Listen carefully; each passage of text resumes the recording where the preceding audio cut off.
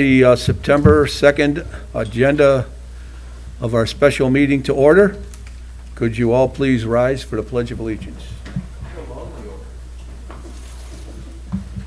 I pledge allegiance to the flag of the United States of America and to the republic for which it stands, one nation, under God, indivisible, with liberty and justice for all. Okay. Thank you, Larry.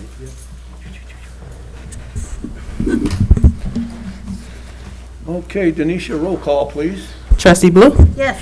Trustee Gonzalez? Trustee Horn? Trustee Razik? I've got one here. Trustee Wilson? Present. Trustee Udris? Present. Okay. Move on to open to the public. Agenda items only. If anyone has anything they'd like to say about the agenda, please step forward. Okay, we'll move on to discussion and approval of an ordinance, the purchase of 25624 Governor's Highway.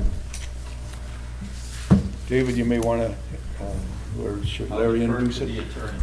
Thank you, Mayor. This is the ordinance with respect to the purchase of property that we talked about in executive session. The contract has been submitted to the seller. They are making some changes to the contract. I don't think they're that substantial. She has not been able to forward it back to us yet. Time's of the essence from their standpoint, so I wouldn't be surprised if we get it, tomorrow or Friday. But if we pass this ordinance, we're going to pass it subject to final legal review. The pertinent terms of the contract will stay the same, but we have to see what she's looking for. But if it's appropriate, I believe we can pass this ordinance tonight, subject to final legal review. Well, I know we're all aware of this, but if you have any, I'd like a motion to approve this. I'll make that motion, Mr. Mayor. Second? I'll second. Any discussion? Roll call, please. Trustee Razik? Yes. Trustee Wilson? Yes. Trustee Udris? Yes. Trustee Blue? Yes.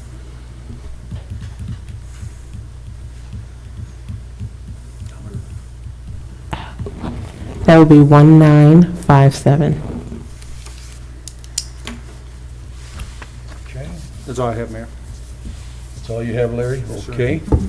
Move on to the Parks and Recreation Department Comprehensive Plan from Farnsworth presentation. Please be my guest and step up to the mic.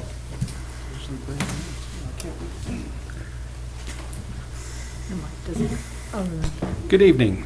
How's everybody tonight? Good, thank you. You can hear me okay? Yes. I always wonder with these masks whether the voice works well or not. So if we have any trouble with that, please feel free to raise your hand tonight and let us know. So good evening. My name is Bruce Brown. I was here in February this last year when you had your first public meeting as we started down this process. I am the landscape architecture manager at Farnsworth Group, and I've been working with Amy and Dan Gibble with me tonight on this. And so we are here tonight to go over some of the initial responses that we have seen, review some of the input that we have seen over time. We have been to the parks. We have done the needs assessment with the survey. We have talked to people here in town, so we have a lot of information, and we have some list of things that we'd like your responses on as we get started on this. So we're not here tonight to tell you that this are all the things you need to do, but we're asking you for your help to sort of prioritize how we move forward with this. So there's still much opportunity to respond and add things in, delete things out as we go. But this was the appropriate time to get you guys involved. So with that, I'm going to let Amy and Dan take this. If you have questions along the way, please feel free to stop and ask, and we will do our best to answer those questions. We are offering a few breaks in between. If there's some time that you need a question answered or even afterwards, you need to just let us know, and we're glad to accommodate. Okay, let's get started then. If you would rather not stand, both of you can pull chairs up and those two side mics are live. Make it easy on yourself. It's entirely up to you. I'm fine to stand if you don't mind it. It's okay by me. Okay. I'm Amy Wilson. I've talked with all of you, I believe, on the phone and was able to do interviews. And I am here tonight to kind of talk about the process that we're going to go through and where that's going to get us to. So if you can see one of the screens, our process tonight, we're going to try to reach two different goals and accomplish some things. We are going to first start and gather with the information we've gathered from interviews, from staff, as well as trustees and stakeholders. And then we also are going to utilize summary information from the surveys. We're going to come together and we're going to take those frequently recurring themes that have come up in all of those, and we're going to try to create a priorities list for those to kind of start to make a plan for the Parks and Recreation Department so that we have a plan in place for the next 5 years and then even beyond that. So that's our goal number one. The second goal tonight, then, we will shift gears once we've gone through that information and done some activities, some ranking activities. We are going to focus primarily on Fireman's Park, and we're going to identify a ranking for potential improvements for Fireman's Park alone. It's already been brought to us that Fireman's Park is a priority. That was initially why we began this process, is so that we have a comprehensive plan in place to help get funds, grant funding in the future moving forward, so we can see those improvements.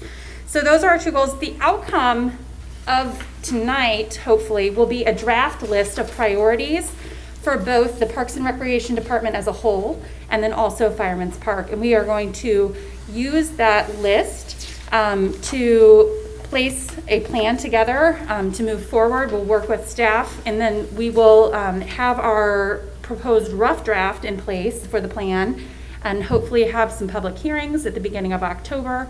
And ultimately, then we'll have a final comprehensive plan for Parks and Recreation Department mid-November. So that's how we'll move through this. If I may, just for a second, Yes. I just think it's appropriate. Diana, would you please come up here and sit in one of these chairs? She's the head of our Parks and Recs, and I think she ought to be in this circle here. Absolutely. If at any time as I'm going through information, please feel free to stop me, interject. We will have opportunities for questions. This is very much an interactive. It's not meant for me to presenting you information. We're working together, and we're going to try to work through this process. So we will, at one point, you will be up out of your seats. We have some activities to go through. One of the things I wanted to touch on a little bit more, we'll show you, is talking about, assumptions that we have made in order to get to where we are for these lists that you're going to see tonight as far as the recurring themes.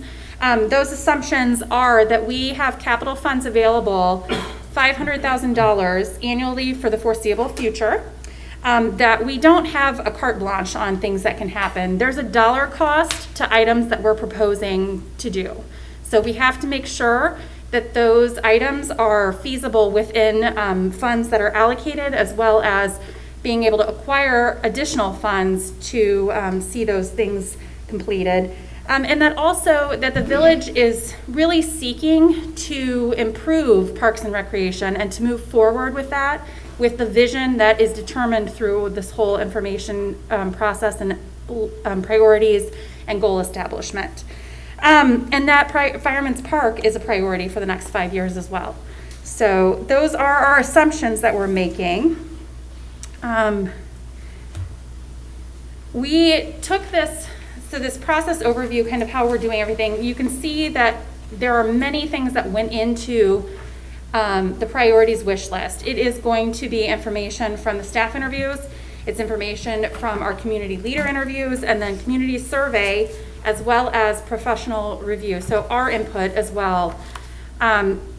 The long-range plan will develop from this wish list that we have, and it may not include everything within the next 5 years. That's something that we need to see, but to have a vision and something to work towards is definitely where we want to get to. So with that, we want to move forward and talk about our interview findings. Dan, do you want to hop up here and? I'm not sure what your rules are here. Are you worried about me if I bring this down, You're getting fine. You're fine. contagions all over your microphone or anything like that? I just feel more comfortable speaking without the mask. My name's Dan Gibble, and what I'm going to try to have you do this evening is work through a process that I've seen used successfully with a lot of communities of different size in terms of prioritization. Amy alluded earlier to some of the assumptions we were making. We don't pretend to think that we understand what your priorities will be over the next 5 years, and that's why we need to ask you to tell us. Everything has a price tag, and one of the things I've learned in my 36 years of Parks and Recreation management is we always want more than we can afford. So what you have to do is put your hats on this evening and think about this from the perspective of what is most important for the community, not what do I think personally is most important. And you have to put the other hat on, which is your budget hat, and be sensitive to the fact that even that $500,000 assumption you heard reference to could very easily change in the next year or two, given some of the horrific stories we're hearing about what COVID might do to our economy and those types of things. But it should never stop us from setting priorities, just like you do for your streets, your police, your fire.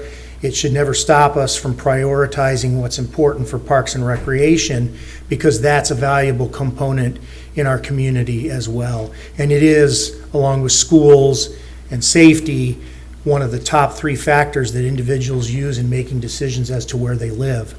So it's really important that you put that hat on as we ask you to move through this exercise this evening. Again, cannot emphasize enough, we're not telling you what to do. We're asking you to tell us, based upon all these different inputs that we've received, from surveys, from talking to people, talking to each of you, to take those hats that I've asked you to wear and do some prioritization this evening so that we can at least use that as guidance towards creating some top-notch recommendations for at least where you should be thinking about going. Then obviously you make those decisions on a year-to-year basis based upon your abilities as a village as a whole. So with that in mind, I'm going to quickly review the first of 2 lists that were developed largely from what I would term internal sources. We talked to all of you. We talked to the staff. And you received, I think in your packet this evening, a summary report that Amy put together of each of the questions that we asked those folks about and what your responses were. And so you see some of those that have little numbers next to them. Those represent common threads. The larger the number, the more frequent the response that came to us in that particular category or question. So as I've been instructed not to leave the microphone because of technical reasons, I have to point rather than go over there. I'd rather be over there, but I think Amy's going to be my Vanna White for the evening. And we have the interview findings lists, which are the first 2 lists. We're going to work on these one at a time, and I'm going to give you some instructions on how to process this through with your priorities in mind. The first list, we broke not only the interview findings, but also the community survey findings into 2 groups. One we identify as capital. Facilities, those things that are hard and fast, they're long-term investments, they appear on your books as an asset. And then the other category is management and operations. And oftentimes those are decisions that affect your operation for many years, but at some point in time, they're going to show up for the first time potentially in your operating budget should you decide that they're a priority. So they fall into 2 different categories. The one I would say, just in really simple terms, the operation and management, that's what falls into Diana's lap day to day, those types of things. Whereas the capitals and facilities, you want to be listening to her about those things, but you also need to think of them in the context of everything else that the village has to think of in terms of capital assets, your roads, whatever it might be, and you have to have your own priorities for those. We can't tell you what those are. So, with the first list, what we want you to do, and I'm going to go through the items real quickly and then allow you, when I'm done stating them, if you're not clear on what they are, just feel free to ask a question before we then move into the ranking or prioritization of those items. Excuse me. So, on the list of capital projects and facilities, the things that we heard most frequently were things like Fireman's Park. Now, I want to emphasize to you, you can look in your summary that we gave you, and you can see numerically how many people brought that up, that kind of thing. So I'm not going to pretend to tell you where each of these fell in the ranking. Honestly, I don't know. It's not important to me. But these were the ones that tended to float to the top. And others were the neighborhood parks. We also heard that several people refer to it as taking care of what we have. And when we followed that question up, it was often, let's take care of Fireman's Park, let's take care of those neighborhood parks we already have, and often in the sense that before we start spending on a whole lot of new things, that kind of context is what was coming out of those responses. Land acquisition, expanded recreation program space, more sport fields and sport courts, trail and sidewalk connections. This is one, as professionals, that we added. It did not come up on anyone's conversation, but ADA compliance in our site visits and discussions from a programming perspective. There's a real gap there that needs to be filled legally before the Department of Justice gets involved, and we can talk about that at some future point. But long story short, we as professionals added that to this list. It didn't come from any of your interviews. Splash pad, an 18-hole golf course, and a community pool.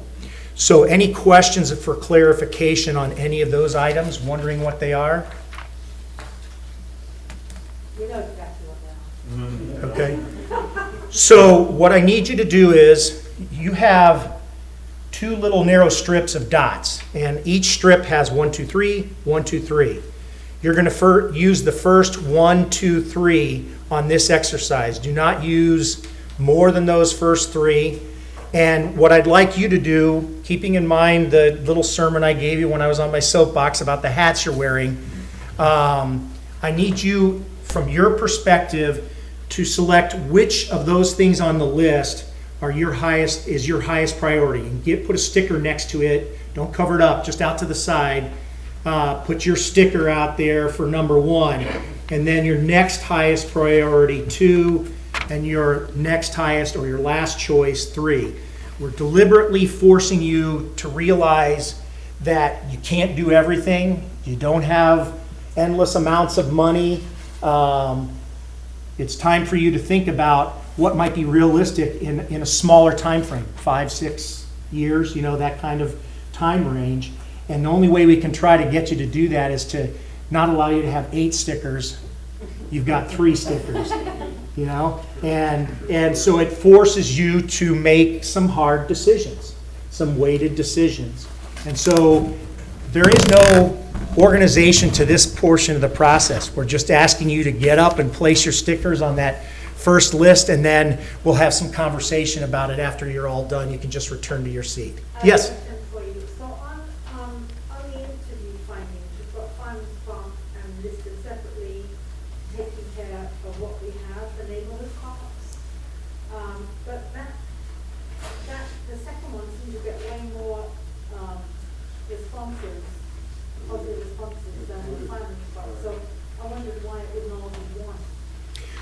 Well, we got very clear signals from some people that Fireman's Park was on the top of their list. Other people thought of their response in kind of a slightly broader context. And so when we did the follow-up question, it often was, yeah, we mean Fireman's Park, but we really ought to take care of our neighborhood parks as well. So that's the best way I can explain it from my recollection of the interviews. Yeah. Sure. Other questions before you start sticking those dots up there? All right, have fun. Everybody's put their stickers up? All right. What happened to the golf course?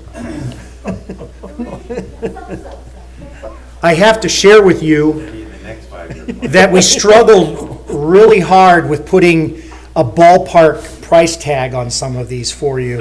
That sometimes stifles the dreaming a bit, but at the same time, ultimately, the buck stops with all of you, and so you have to keep that in mind as well.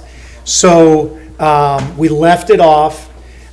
It was interesting to see that the golf course didn't get any stickers. I think we're not surprised, frankly, with the Fireman's Park and the Neighborhood Park sticker count and where they fit, number 1, number 2, number 3. As you were looking at it, is there anything that any of you observed that was enlightening to you, that was surprising to you? Yeah. No, actually, I should be more specific about where people put their stickers, or where things are looking maybe more clearly a priority than others, let's say. I want Amy to take some notes based upon your observations, not just ours. I'm surprised more people didn't select the trails. That, from the meeting that I was at here with the public and comments that I've heard about the public, that was one of the leading things that people have all said that they wanted, was a trail system. And one of the things in the state and nationally is consistently scored near the top in terms of livable communities is the connectivity and trails thing, but they are expensive, and they are per linear foot or mile or whatever the case. And the reason I didn't select trails is because you have to have somewhere to go. Yeah. So that's why I selected land acquisition Yeah. first. And David beat me to that one, because I was gonna say I put on land acquisition, which is expensive. But don't misunderstand me, Scott. Without the land, I don't think we have it right here, right now. That's why I didn't say. I think that's important too.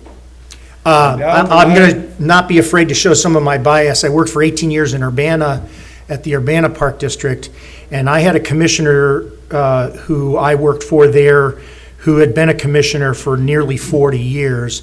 And so he obviously remembered when something that was now a subdivision was formerly a farm field, and he referred to it as getting the dirt before somebody else gets the dirt. Because a growing area like I think your community is going to be in the next 10 to 20 years, give or take, depending upon, again, what might happen in the next few years, and with airport and those types of things, you just never know how you're gonna grow. And if you don't get ahead of it in terms of dirt, then you're playing catch up, and oftentimes you're paying more per acre than you would if you had been thinking ahead. But again, it's just one other component you have to think of in relationship to everything else you want to spend money on for parks and recreation in this case. So, what other observations? And I mean it, that's what I said. Neighborhood parks, You did not? And why did you not think it was going to be? so focused on firemen and the field, the central park. Yeah. The feedback we were getting from the first meeting we had for fire. Do we have a copy? We'll put that up The there. baseball diamond, football field, We do. the activities You're that not would there. currently take place. Where am I at here? There we go, yeah, oh, it's up here. Good. Yeah. Those neighborhood parks are oftentimes the one thing that your taxpayers see most frequently, because they back out of their driveway, they're going to school, they're going to the store, whatever it is, and they go by it several times a day. And so they think about that, and over time, they often become, if they live there a long time, they become protective of their neighborhood park as well. So, what else did anybody notice?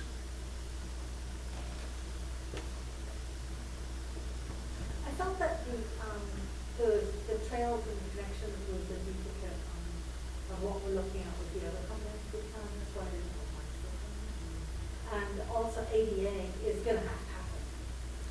Yeah, we were half tempted not to put that on the list and just simply put it as a professional recommendation.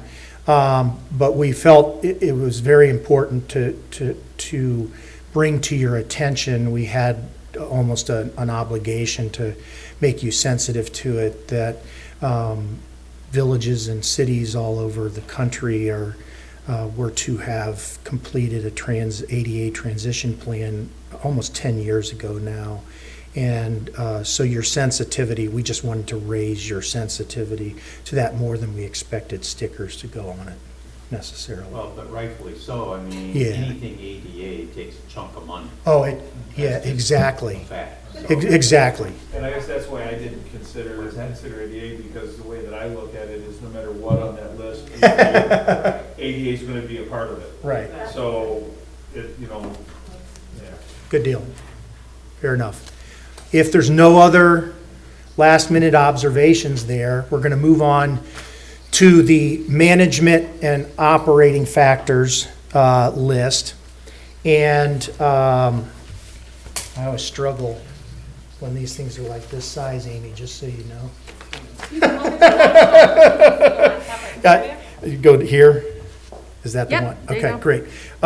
So these are more, like I mentioned, the year in, year out types of things rather than the long-term investments, although they can become long-term investments. But they start with management and operations and fall more into the category of the things that David and Diana would need to think about and worry about, and DJ as well. And that includes on this list a more comprehensive Parks and Recreation Department or Park District, better funding, improved communication and marketing or branding, diversification or expansion of recreation program offerings, a park category system, a land cash ordinance, a program fee policy, appropriate staffing levels, Fireman's Park as a focal point for parks and recreation, building partnerships and affiliations, online registration, long-range planning, which you're doing now, which is great, and using the resources we have. So those were the most common things we heard in our interviews and discussions with you and the staff. And I'd be glad to answer questions if you need clarification on something on any of these. Otherwise, we're going to move you through the sticker process one more time. Again, you can only use 1, 2, and 3 once each on this list because we need to save the stickers for the other lists that we'll go through after this one. So first of all, any questions for clarification on any of these items?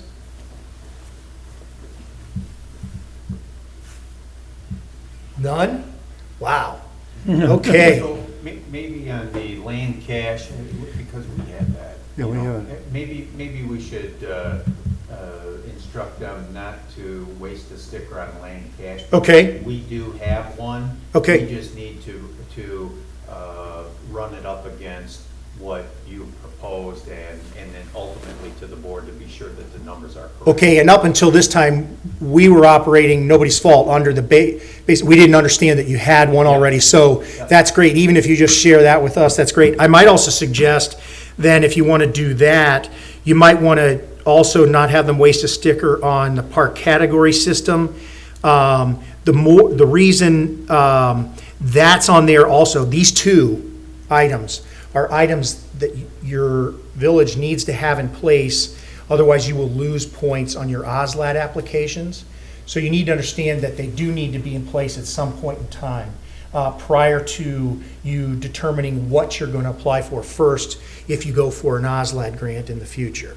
So they're really more on, again, they're a management or operating factor, but they're more on there just because they're functional things that you really just... They're must-haves. Yeah, so it's kind of like that ADA thing Yeah. in a So lot of those are ways. both- So I'm going to block them off. Great. They're both number ones off the board there. Or they're, you can call them given, whatever you want to do. Behind the scenes, yeah. And we don't want to tell you how those are worded or just that you have those, something of that sort in place and is part of your adopted policy of the village.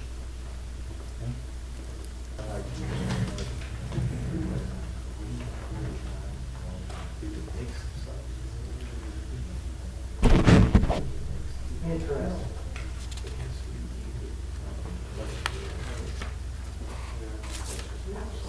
Okay. I mean, it could have been worse. Yeah. Because it's kind of secret. Okay.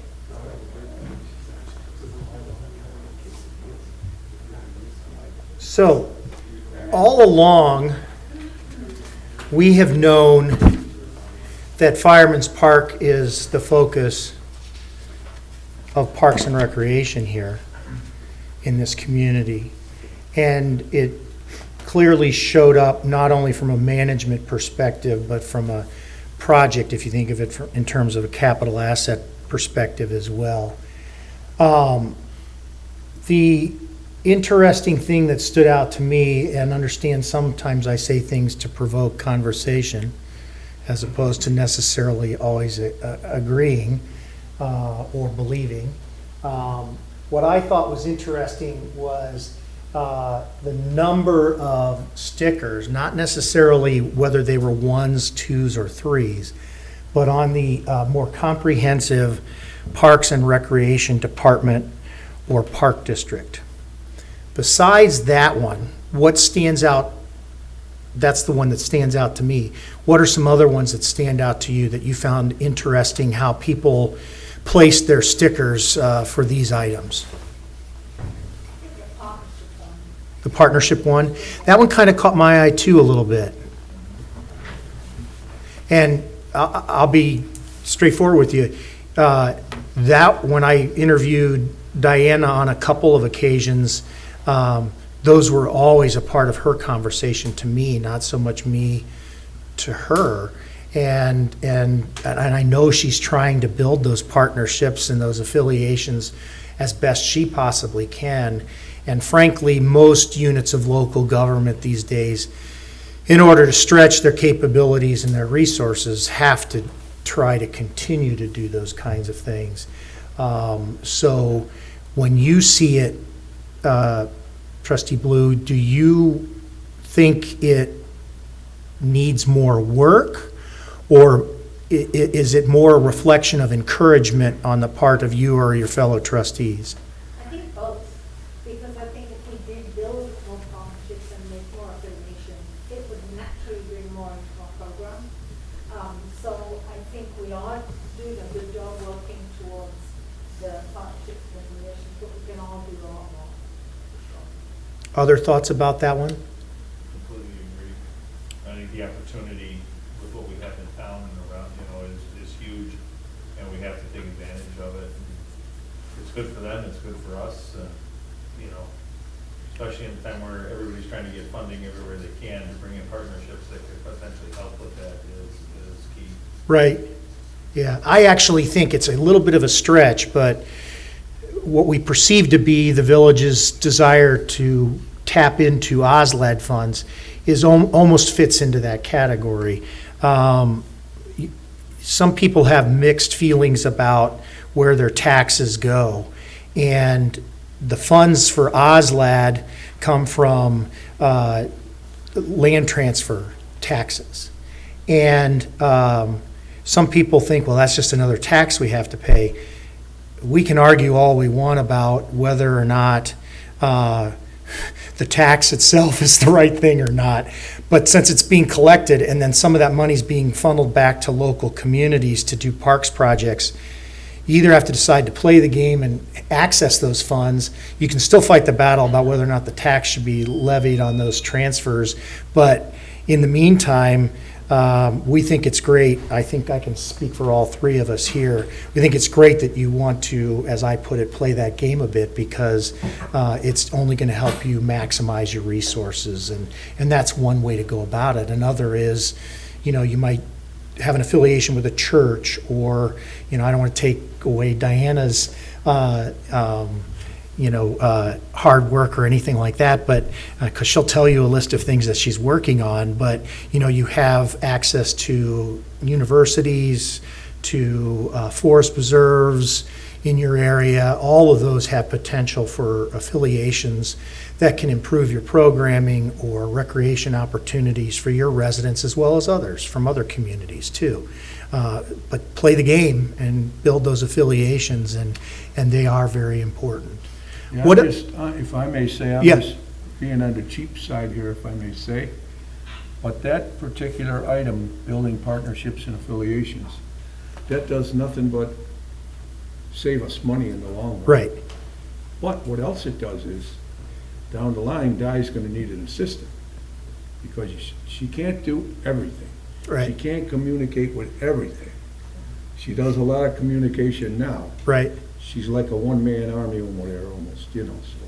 Yeah, any positive movement forward in success and progress brings a price, no doubt, in terms of the demands it places on one or more individuals like Deanna or David when they're trying to do their job. So yes, definitely, those other things come along with it, no doubt. Sure they do. Yeah, Yeah, to go off of the mayor, that any money that is saved by partnerships opens the doors for Yes. more opportunities to Right. be added to the list. yeah. Dan, can I interject something? Sure. Just as an example how important that can be, we just finished a project in the last year down in Pontiac, Illinois, not too far down the road from here. And it's a splash pad, restrooms, playgrounds. It's a big piece of an existing park. It was $2.1 million to do the whole thing. The entire project was paid by a local trust.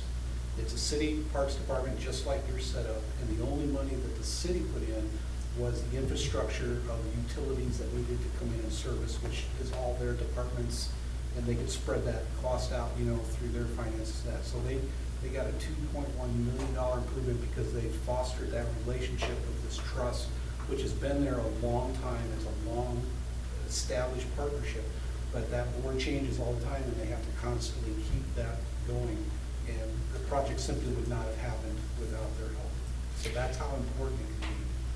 The main thing you remember is building those relationships takes much greater time. They don't often happen overnight. You don't often see the results of, David's work, pressing the flesh with local businesses, or Diana talking to the university or whatever. You don't often see the next day a result from that, and sometimes it just takes effort and relationship building. So the instant gratification isn't always right there and then. It's just not instant, let's say. What else stands out to you on the list? Online registration. And elaborate on that a little bit. I forget what numbers were on that. It's 3 and 3. Like, you can have more comprehensive parks and recreation programs. You can diversify and expand recreation programs offerings. But if you can't collect on that, what good is it? You need to streamline it. I think we need to streamline it. I think we need to be more careful. A lot of parents, from what I've heard and interacting with parents, it's kind of been cumbersome to come in through office hours because, well, pre-COVID, they were at work. But if they can do it while they're at work or from their computer desk or phone, it would streamline it and make it much more easier for them to register their children and to get involved in it in the first place. Because a lot of them stay on the outside because I don't want to get in line, I don't want to have to go to registration, I don't want to have to go to City Hall. For some reason, this is taboo to them.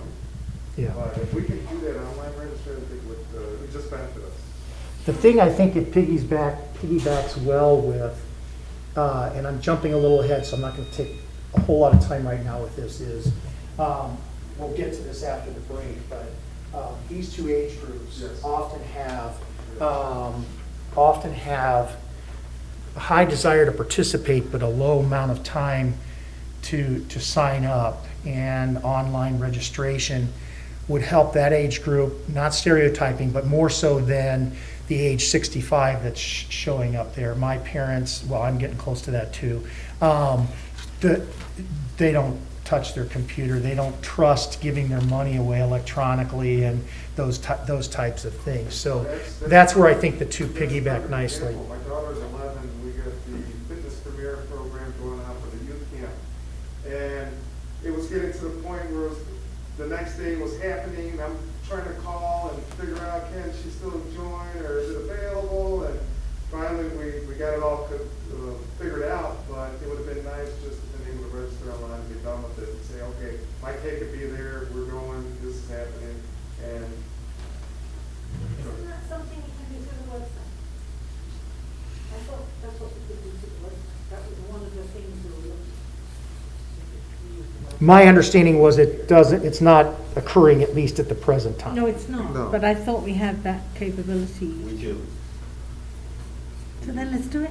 Yeah, well, there's like 3 components that make that happen. Yeah, it also involves accounting and accounting software talking to online registration stuff. So it's not always as easy as it sounds. I know that, but there's also the flip side of that.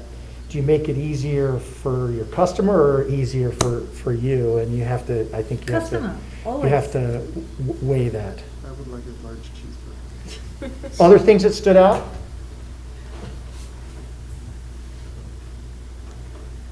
All right. Okay, great. So you're gonna, Amy's gonna pass around a copy of the survey firm's findings for you, not necessarily to take your attention away from me this evening, but for you to look at and absorb, because sometimes data takes a little bit of time to look at it and look at it a second time. But what we're gonna try to do here with you is now have you see what was important to your community members as discovered through the community-wide survey that was distributed. And we have 2 lists again. One is more project and facility or asset-oriented, and the other is more management actions, as we've labeled it on that list. So what we want to do is have you now see what other people are saying, and still based upon the hats you're wearing, rank what they thought in terms of how it fits with what you think. So, on the capital list, the 5 things that tended to float to the top or were much more common in the survey findings were taking care of what we have. Specifically, it fell into that neighborhood park category. The variety of amenities in the neighborhood parks, a dog park, a splash pad, and a football field. Those were the top things that tended to float up and become more common in the responses from the residents. So we would be glad to answer any questions about those, but I think they're pretty self-evident. They're pretty obvious what they are or are not to you and to the residents. You still have 3 stickers, even though there's 5 items here.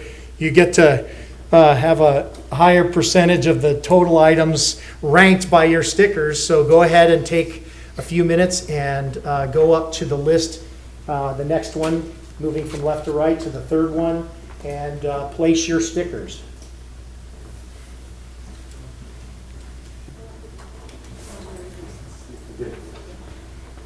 Now look at all those ones up there on the neighborhood parks.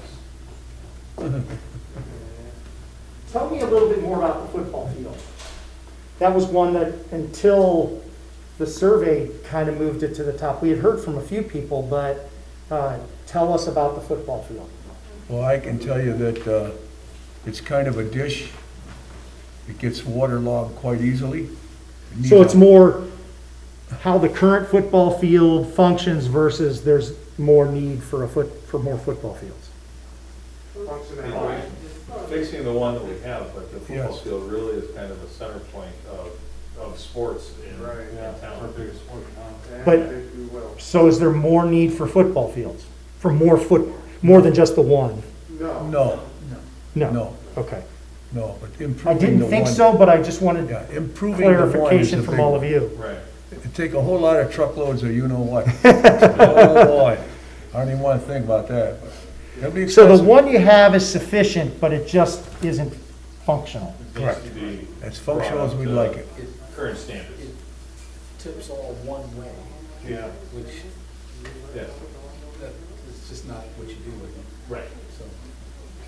What did you think about the one that's referred to as variety of amenities in the neighborhood parks.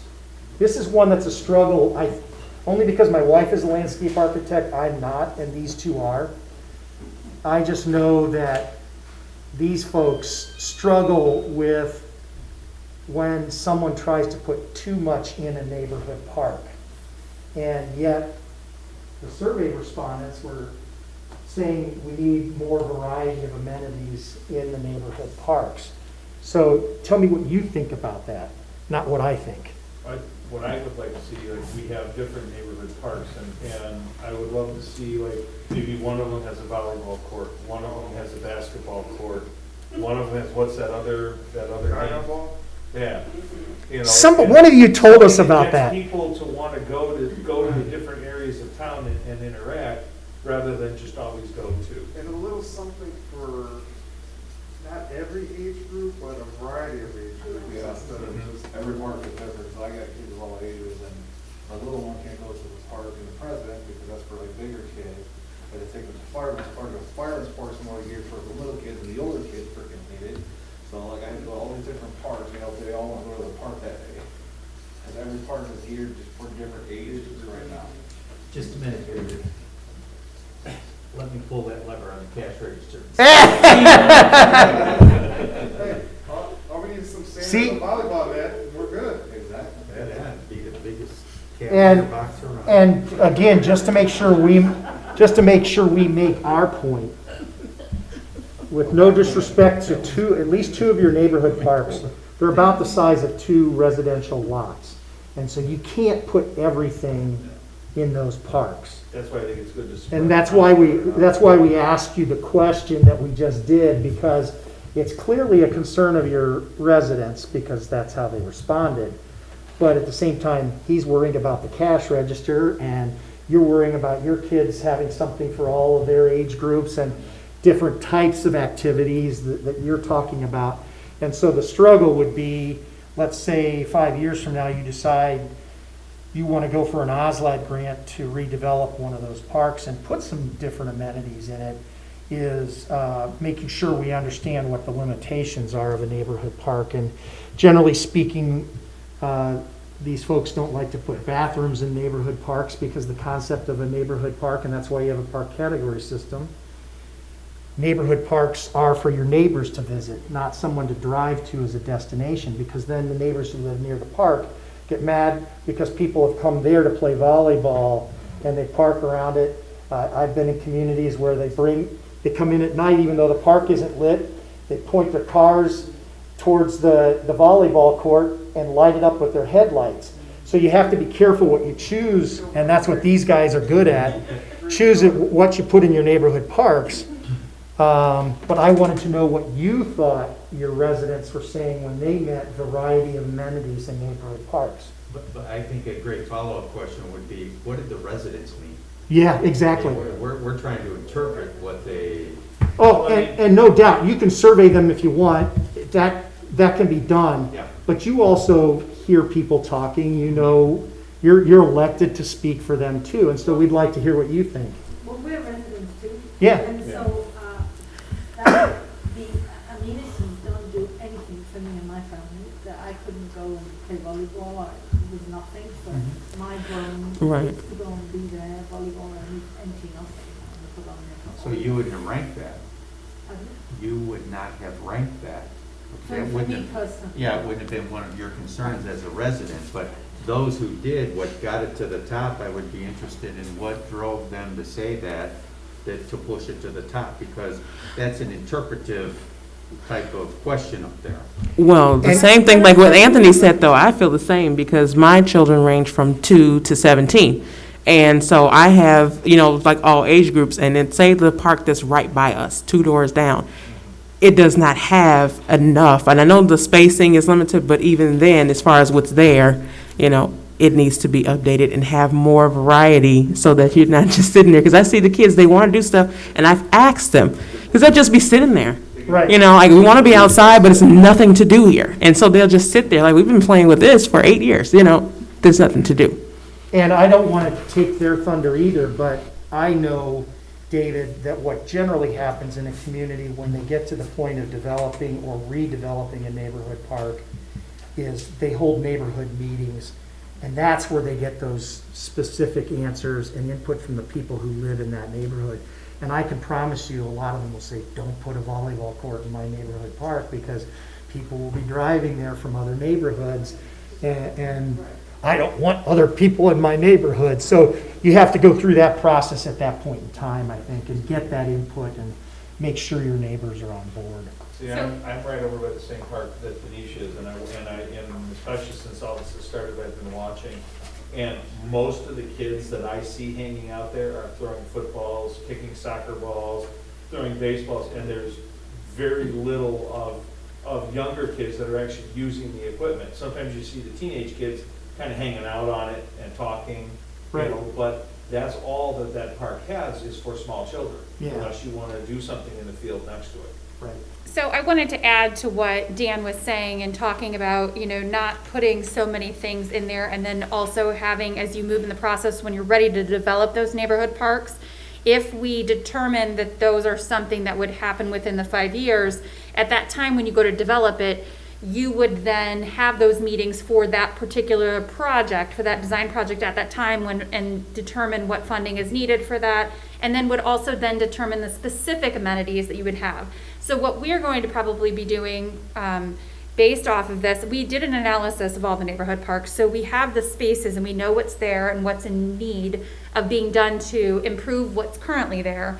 But we would not be saying this specific item could go here. We would say there is space allocated for either passive or active recreation, and we would create a plan so that you would know when the time comes, if you have to develop that park, then you would be determining the actual final design. So it'll be more of a concept that's in the comprehensive plan versus an actual design of what it will become. It would be useful as well to know how long the equipment that's in there is being there. Yes, so if I can talk to that. So I had a conversation with Christy Holston and her archivist, Rachel. We are working to gather information to find out actual establishment of the parks, the dates that they were established, and then when certain components had been added to those parks and development. So, and a lot of that was tied to when the development came about and then how much further after. So yes, all of that information will be available. Really good conversation. I think one of our biggest surprises in all of this has been that look outward. We knew about Fireman's Park, so don't think that we're making Fireman's Park unimportant. What we were surprised to hear was how many people, not only in our internal interviews, but from the survey findings, were concerned about their neighborhood parks. And I think that's the message maybe we should hear, rather than specifically what amenities are going to go into those parks. We're not going to make those decisions today, And I think that's a great point, because the way that things are shaping up there, at least in my small mind, is that you're starting to use the calculator too, I bet. Fireman's Park is a high priority, but also we need to realize it's a destination place. And that's different, serves a different purpose than a neighborhood park. Exactly why we recommend the category system that we've shared various copies with you. We've got a couple more examples if you want to see them. We're not saying how it should be worded. We're just saying you ought to have something in place that you're all comfortable with, that's formulated kind of like those examples you have. So, David, have the trustees seen a park classification, like a category system before? Have they seen the documents that we've sent? Probably, no. Would you mind if I handed one out to them so that they have that? Okay. That's fine, yeah.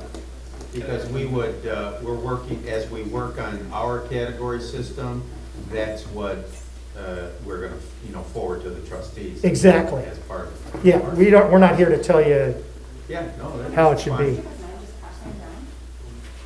Bruce, you had something? I would also note that you shouldn't feel like you're in a boat by yourself. Yeah. Village of Monee, with where your parks are and existing parks. We do, in our park and recreation studio, we do a lot of park. And most of the parks that we do are rehab of existing parks. As destination, Do you have- do we need one? neighborhood parks.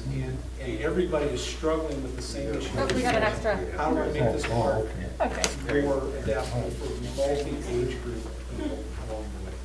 because 20 years ago, that's not how the parks were designed. Right.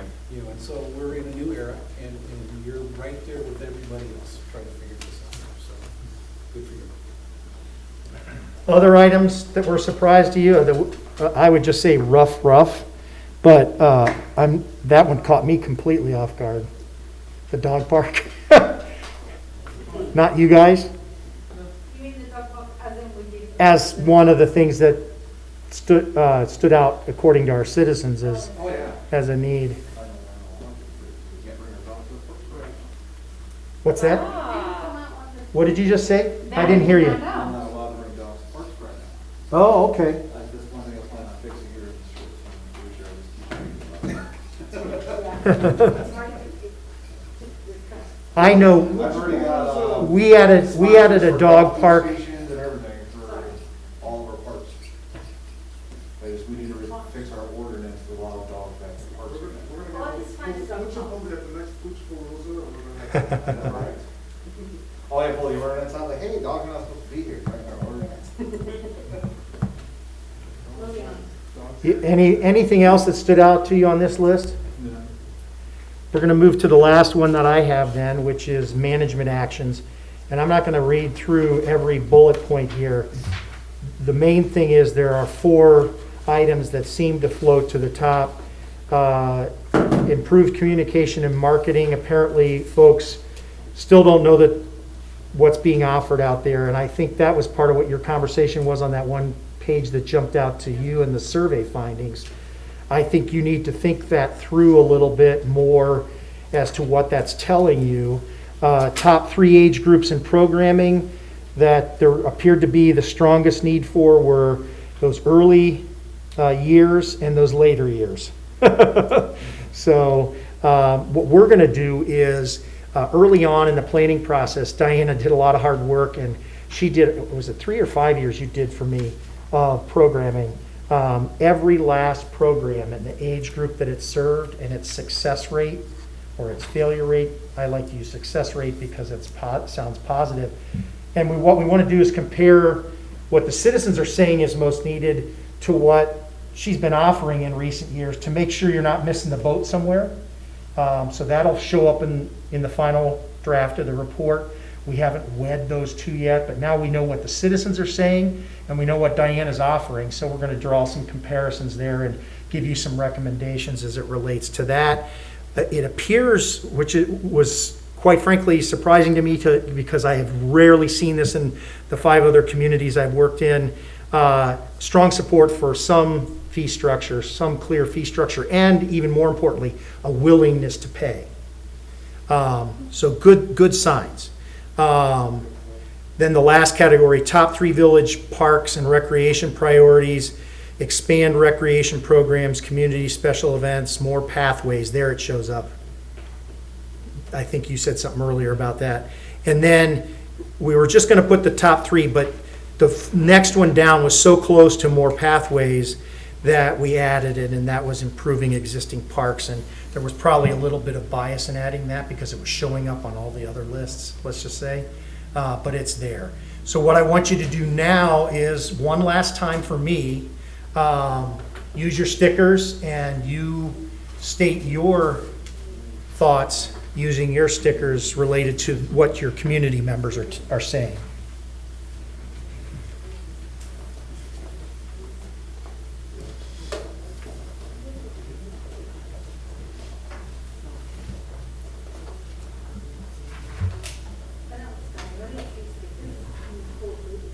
Yes. Your rankings, is like you gave the others. Oh, it's not within the No, it's just the overall group. Yeah, good question. 1, 2, 3, 4. Yeah, very good question. I should have said that. Thanks for catching that. So folks, do you want us to keep going? Yep. Okay. We have one task left. I'll get it out of my mouth here. And that's to focus now on discussion related to Fireman's Park. And Amy's going to, because you've probably gotten bored listening to me all this long, Amy's going to lead you on that, besides the fact that she knows a lot more about this topic than I do. So she's going to start you through that process, and I will be your recorder of information and your Vanna White for you, Amy. Fantastic. So you're getting a new set of dots. I did not want you to confuse your dots earlier with Dan's. And these are actually going to be numbered 1 through 8, and these will be for our ranking activity for Fireman's Park.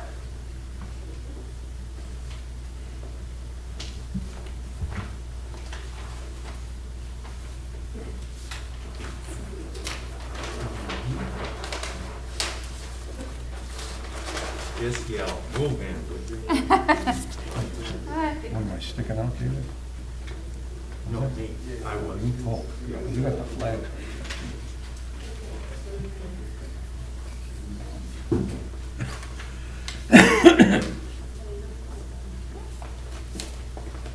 And the last one, okay. All right. So if you guys can actually see a screen, this slide is going to be slightly different from the slide that was published in your packet.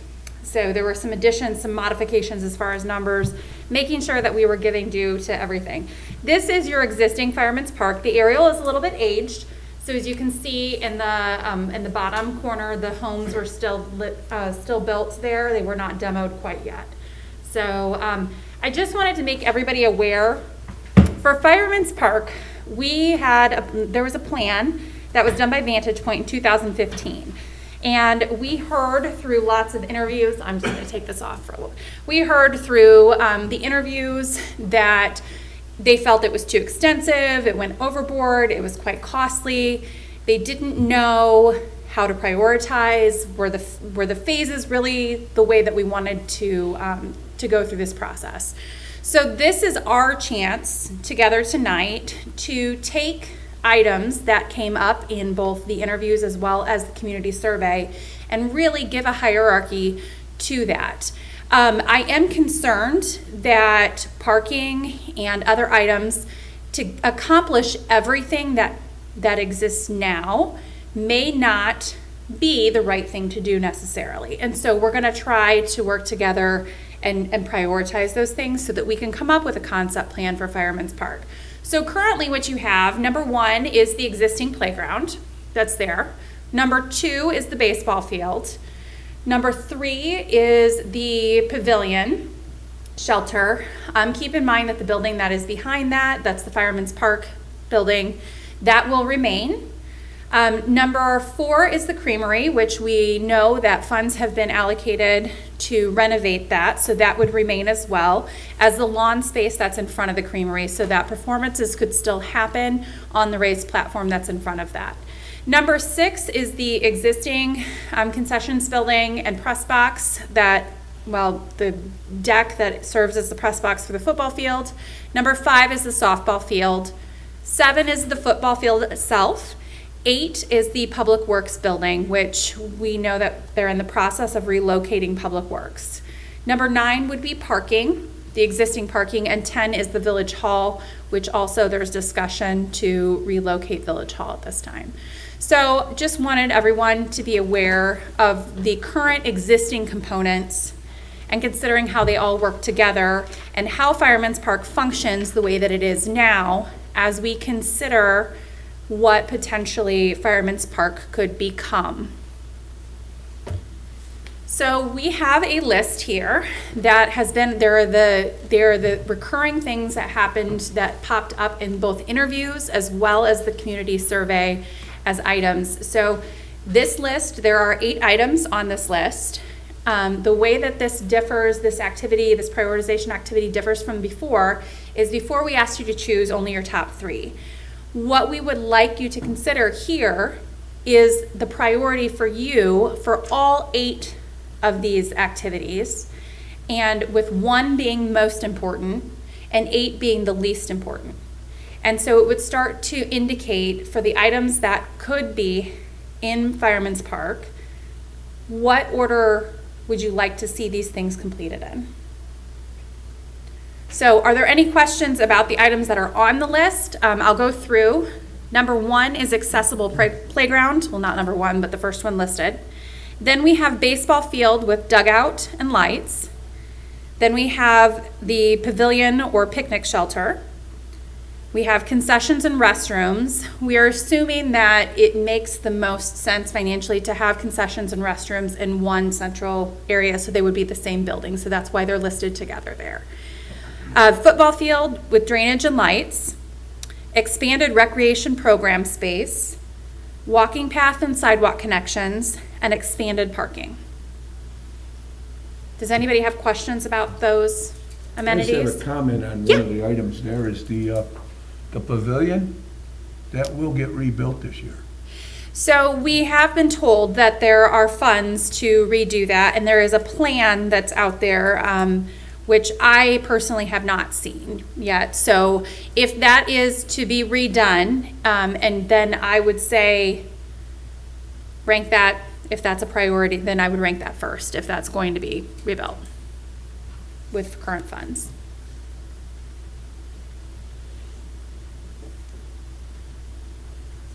Any other questions? Okay.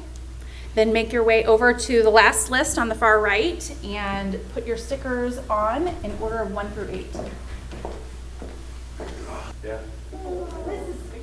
Okay. The swimming pool is equivalent to a boat. So The best day, 2 best days.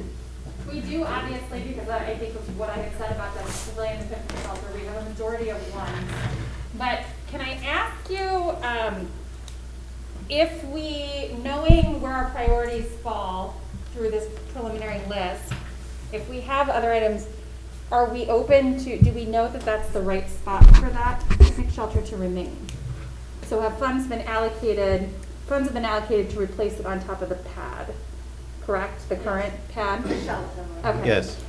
So are we open, if we're looking at the ranking of all of these other items, if myself as a designer, I look at Fireman's Park as a whole based off of the priorities list and see that it should be organized in a different way, would we be open to considering using the current funds for the pavilion if it were to need to be located elsewhere? Or are we? I'm a recce by nature. Diana knows this. I'm not as much a parky. 20 years of my career is in recreation. I know how football players, ball players, diamond orientation, those kinds of things. When you have a chance to look at a clean slate and adjust some things a little bit so that they play better, they lie better, so they drain better, whatever the case might be. If they get down to brass tacks on Fireman's Park and some of the stuff gets shuffled to make it more efficient, to improve parking, to improve drainage, and they want to say to you, hey, we think that pavilion might be better off somewhere else. Are you willing to wait on that? Is really what she's asking. I think that was what Sure. I was. Okay. I mean, I can only expand, from my point of view, absolutely, because you're waiting for an opportunity to spend the taxpayer dollars in the most efficient and best return on the investment. I agree. All right. The way it's a very political answer. How the infrastructure- Well, that's the very reason we hired Farnsworth. It's a safety issue right What do you now. think? We need to do What do something. you think, Diana? Can we wait? I think it needs to come down, Yeah. and you can wait. I mean, there are pillars that are not connected to the ground. Yeah, right. There are more pillars that Some are people there not every night keeping. last year for football and cheer, you know, I Yeah. understand. So, Yeah. Safety wise, it should probably come down sooner the better as far as putting it back up, Oh, yeah. you know, do what you Yeah. gotta do. There's leaks in the roof and everything. Or make it safe for now until we're Oh, ready no, we're to. beyond that. It is It's gotta really come down. rotted out. Well, I'm not a safety expert of shelter. You know about your experience. Well, So- certainly that could be investigated. okay, so Okay. before I'll go through the rest of these items and stuff, but so you should know what we're planning to do. Ginkgo is coming in with the second public forum for the Village Comprehensive Plan. We are hoping to have a concept plan for Fireman's Park, to give it to Diana and David to see prior to the September 10th meeting. so that the public has something to react to as a concept for Fireman's Park. So what we needed to know is if we look at Fireman's Park as a whole based off of these priorities and we determine that maybe a pavilion is not necessarily perfect in that location and maybe it's better located to be between football and concessions and baseball, are we open to moving that? But that's going to be happening in the very near future. So we're talking within a week, a little more than a week from now. If it's set in stone, no pun intended, Then we need then to just know. tell us. Yeah. It has to be there, and we'll leave it alone, but I don't think that's the case. I think this board has taken some major steps in the recent months to change the face of the community, okay? And that is, it's not only even just this evening, it's not only to potentially move Village Hall, but it's to expand, Fireman's Park, the entire complex here. And, it's there because that's where it was put, that was the only building that was serving the public at that point, and that's it. It's the only kitchen we have, and, Diana does a great job for our elder population, and because that's a large part of our community, but I think that we would be falling short if we don't take a look at the big picture, the potential of this big picture right now, because the board has started that ball rolling. And we would certainly, as we start doing the concept, look at what if we left it right where it is, before we just jump to Right. moving it around. we're not looking to change it just to change it, but We don't want if to. we can improve orientations of fields Oh, or yeah. drainage on it. I mean, Because behind the scenes, there's been, comments among staff members, we ought to just tear the concession stand down, okay? It's not built properly, it's in the wrong location, it's, everything. We need to turn the ball diamond around, we need to do this, we need to do that. Those are all, this is our canvas here. Sure. And the elected officials have the opportunity to, Good put answer. it into play. We understand. All right. The pavilion really works well where it's at. That's why we want to rebuild it in conjunction with the things Di does. It can be used multi-uses. You'll be using the inside of the building for something. At the same time, you're using the concrete slab there with a nice roof. And we got a building right next to it where supplies are there. Tables and chairs and everything when we set that up, along with the picnic tables, so. Right We're now, not that's. looking necessarily to change willy-nilly, but if it was gospel where it is, we just need to know. Yeah, no, We understand. We'll proceed accordingly. perfect. So I think the other thing that we're noticing, so we have lots of 1s and 2s and 3s on the pavilion picnic shelter, but then we have concessions and restrooms, the football field, and then we start to fall off. The baseball field would be next. So is there any, is anybody, did you get a chance to kind of see where everybody else's 1s and 2s and 3s fell? No? Okay. So I guess I'm looking at this, I'm not seeing any surprises in terms of how I anticipated the priorities to fall, just because I've heard from all of you regarding Fireman's Park, because that was one of our specific questions in our interview. But if you get a chance to look, question number 5 in the community survey was asked about Fireman's Park for them to rate those things, and football field was right up there. But believe it or not, again, I believe dog park was on there. But I need to explain to you, this is my opportunity to tell you why some things were left off of this. There are certain spaces that we have, and based off of, we have the kind of taking care of what we have and improving those things. There's not enough room, in our opinion, especially if we start to look at these spaces functioning properly, that once we expand parking and we are allocating proper space to these facilities, we start to end up with less space than you think you have currently. So right now, the way that you're utilizing Fireman's Park is probably not the best layout, and it's evolved to this, but now is our opportunity to do better with what we have. So before we start adding new things to it, we need to make sure if we're keeping what we have, that they can function in that properly. Yes, And I David? just wanted to comment on the dog park because Sure. it has come up several times. Okay, it's not that, I don't think that anyone here doesn't want to see that, all right? It's a careful mix of people and dogs, not a good liability function, okay? So, but the village behind the scenes, you don't have any knowledge of this, is working on an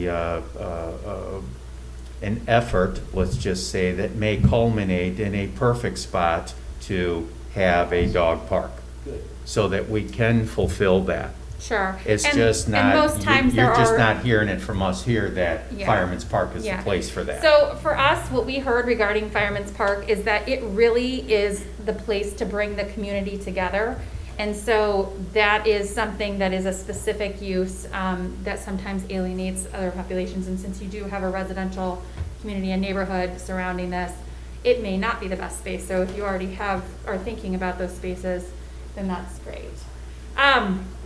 So with that, I want to thank you for your participation in the prioritization process. What I will tell you, where do we go from here, is that we are going to take all of our lists that we had and we're going to rank them so that we have a draft list for the overall priorities for the plan for the next 5 years. And then that list will be presented to staff and to the trustees. You guys will get an opportunity to review those lists before the public would see those lists. We are planning to finalize the rough draft then of the Parks and Rec comprehensive plan after that. So that would be the full booklet that would include the process, the history, the goals, the plans for Fireman's Park, the plans for the neighborhood park, kind of the capital, like the priorities, and funding for those. And then we will be taking that overall list and the comprehensive plan and presenting those at 2 different public hearings. And we would like to host those in beginning of October. And then ultimately we would take that and we would present the final Parks and Rec comp plan in November for review and approval. To all of you. Yes. Well, may I say just real quick that you mentioned expanded parking there. Yes. The parking on the west side of Fireman's Park building Mhm. floods. Cars get stuck in the mud there. So we're talking putting stone and asphalt or something there. Make an actual parking lot out of it. So, and Possibly. that would fall If under, that's, right. You know, maybe you want to put something else there. I don't know. And that's But another it's a concern. good spot for parking, it seems. That's another concern about bringing in another activity or another amenity to Fireman's Park. The parking currently, we don't feel supports what activities you have going. So to add another amenity, you're bringing more cars to the street, and where do those cars go? Where do those people go? And we So, assume the city and the county are gonna have something to say when those improvements occur as to compensatory storage and those types of things. And once we get down to those brass tacks at some point in the future, we need to make sure some space is left for those types of things as well. Just another sideline. I'm sorry. smiling, you can't see that. but Is it a good smile or a bad smile? Yes, no, it's good. We've adopted the stormwater management ordinance, so It's why I didn't get We're specific, fully- because yep. I honestly didn't know what your Yep. ordinances we're were. fully aware of that. We do have compensatory storage But already we would in expect place. any design you did for your own sites, you would hold at least to your rules, if not some higher standard. Exactly, yep.